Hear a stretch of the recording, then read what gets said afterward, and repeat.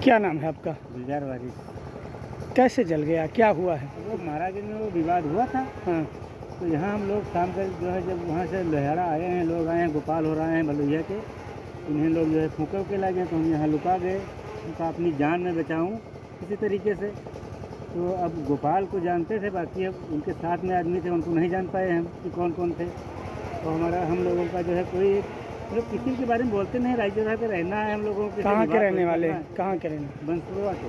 अच्छा, कितना नुकसान हुआ है? नहीं कर रहे हैं सर जो है, लेकिन अब हमारे से कोई बात गलती नहीं है भी, मेरी दुकान फूँक दिया उन्होंने। हम लोग जो है यहाँ कोई विवाद थोड़ी करते हैं सर, जनता की सेवा में लगे रहते हैं, 4 पैसा आपको भी मिलता है। राजेंद्र मिश्रा। ये जो घटना हुआ, हाँ, ये शुरुआत कैसे और किस तरीके से हुई? शुरुआत ये इस तरीके से हुई कि जब यहाँ से मतलब मूर्ति लेकर के महाराजगंज कस्बे में पहुँचे लोग, तो वहाँ पर काफ़ी भीड़ इकट्ठा हो गई और दूसरी साइड से जब पथराव हुआ तो उसमें मूर्ति को हाथ या साइड में गर्दन पे लगा तो टूट गई मूर्ति। तो टूटने के बाद में जब लोगों को आक्रोश आया तो उन्होंने जब जिस लड़के ने मतलब पथराव किया था उस पर जब आगे को भागा तो लड़का भाग गया, पकड़ने के लिए भागे तो लड़का भाग गया। जिस घर में लड़का घुसा उस घर से बाहर एक बाइक खड़ी हुई थी, तो बाइक पे डंडा या हाथ चट्टा से जो है सभी लोगों ने वार किया तो उसका शीशा या वाइजर टूट गया।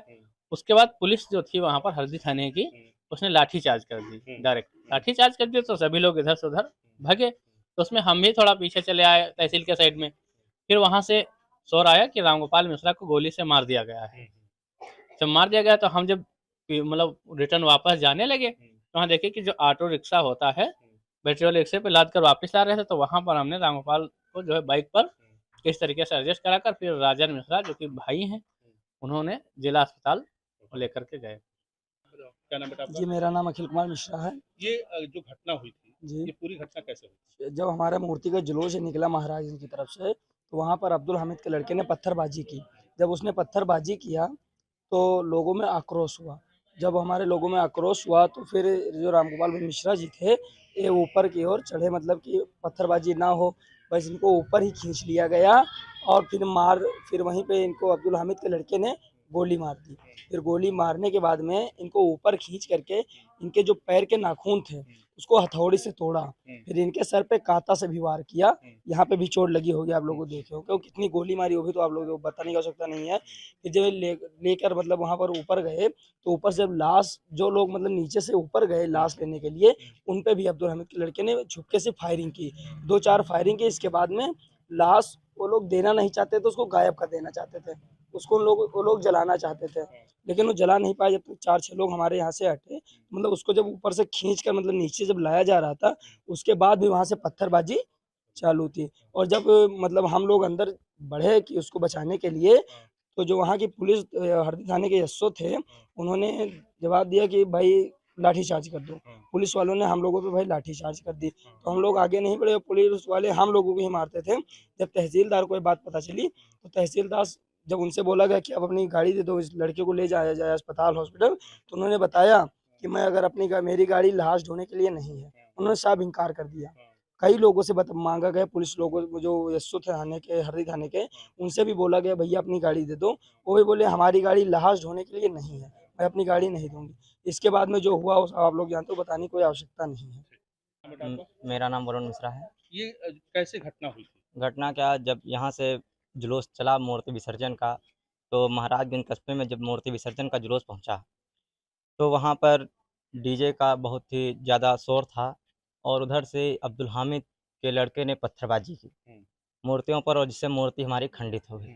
और जब हमारी मूर्ति खंडित हो गई तो जो हमारे भाई लोग थे उनके पीछे से दौड़े कि मतलब हमारी मूर्ति खंडित हो, सब धरने पर बैठ गए। धरने पर बैठने के बाद भी वो लोग नहीं माने, उधर से पत्थरबाजी लगातार जारी रही। दोनों तरफ से गाली गलौज भी हुई और गाली गलौज के बाद जब उनका जो अब्दुल हामिद का लड़का था उसकी तरफ से झपटे, और पुलिस उसी वारदात में जब तक उधर से पत्थरबाजी हुई पुलिस ने कोई भी कार्रवाई नहीं की। और जब पुलिस ने कोई कार्रवाई नहीं की, उन पुलिस वालों से और एसडीएम साहब से और जो हरदी थाना के इंचार्ज थे उनसे ये कहा भी गया कि आप जल्दी से जल्दी फोर्स मंगवाइए और उनके ऊपर कार्रवाई कीजिए, यहाँ पर मामला बिगड़ सकता है। लेकिन हरदी थाने की पुलिस कुछ भी करने के लिए तैयार नहीं थी। वहाँ से पुलिस बहुत दूर पर खड़ी थी, कम से कम 100 मीटर दूर पर पुलिस खड़ी रही और तमाशा देखती रही जब तक कि पत्थरबाजी हुआ करी। फिर जब राम गोपाल मिश्रा को फिर पुलिस वालों ने जब राम गोपाल मिश्रा उनके छत पर चढ़े तो पुलिस वालों ने तुरंत लाठीचार्ज कर दिया, और जब लाठीचार्ज कर दिया तो मौका मिलते ही अब्दुल हामिद के लड़के ने तुरंत उन पर गोली चला दी। और गोली चलाने के बाद जब गोली चली तो किसी को पता नहीं चला, वो लाश को गायब करने ही वाले थे, लेकिन ऊपर से एक लड़की ने बताया कि अब्दुल हामिद के लड़के ने राम गोपाल मिश्रा को गोली मार दी। फिर हमारे भाई लोग अपनी जान पर खेल करके राम गोपाल की लाश को निकालने के लिए उनके घर के अंदर गए, फिर भी वो लगातार फायरिंग करता रहा और पत्थरबाजी भी करता रहा। बस यहीं तक हमने देखा। उसके बाद वहाँ से उसकी लाश को मतलब उसके बाद लोगों ने उसकी लाश को वहाँ से निकाला, जो और कोई भी साधन भी नहीं दिया। तहसीलदार साहब से कहा गया, वो घायल अवस्था में था, तहसीलदार साहब से भी कहा गया कि आप अपनी गाड़ी दे दीजिए जिससे कि इनकी जो बॉडी है इसको जल्द से जल्द बहराइच जिला अस्पताल पहुंचाया जा सके और उनको बचाया जा सके। तो तहसीलदार साहब ने कहा कि हमारी गाड़ी जो है ये लाश ले जाने के लिए नहीं है और हम नहीं देंगे, और इसके बाद से वो जिला अस्पताल गए। फिर जो हुआ आप सभी लोग जानते हैं, बताने की कोई आवश्यकता नहीं है। राम गोपाल मिश्रा की मौत विसर्जन के दौरान हुई है, गोली मारने से हुई, ये भी जानकारी मिल रही है। कैसे क्या वाकया हुआ था और क्या मांग करते हैं आप? सर वाकया तो आप लोग जान ही रहे हैं कि उन लोगों ने मूर्ति पे हमारी जो माता है जगत जननी जगदम्बा मैया हैं, उन पे उन लोगों ने पत्थरबाजी की, जो कि यही एक अक्षम्य अपराध है जिसको क्षमा नहीं किया जा सकता है।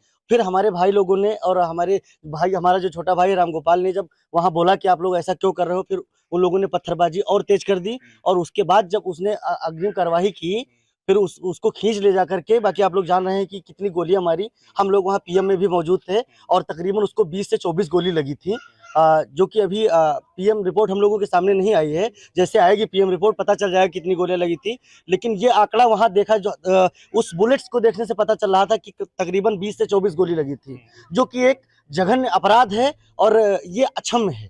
मैं प्रशासन से यही मांग करता हूँ कि इसका सिर्फ और सिर्फ इनकाउंटर ही सोल्यूशन हो सकता है। बाकी हमारे सरकार से जो भी हमारे माननीय मुख्यमंत्री जी ने किया, हम उनके एक्शन से सहमत हैं, लेकिन सहमत पूरी तरह से तब होंगे जब उन लोगों का इनकाउंटर मंजूर कर दिया जाएगा।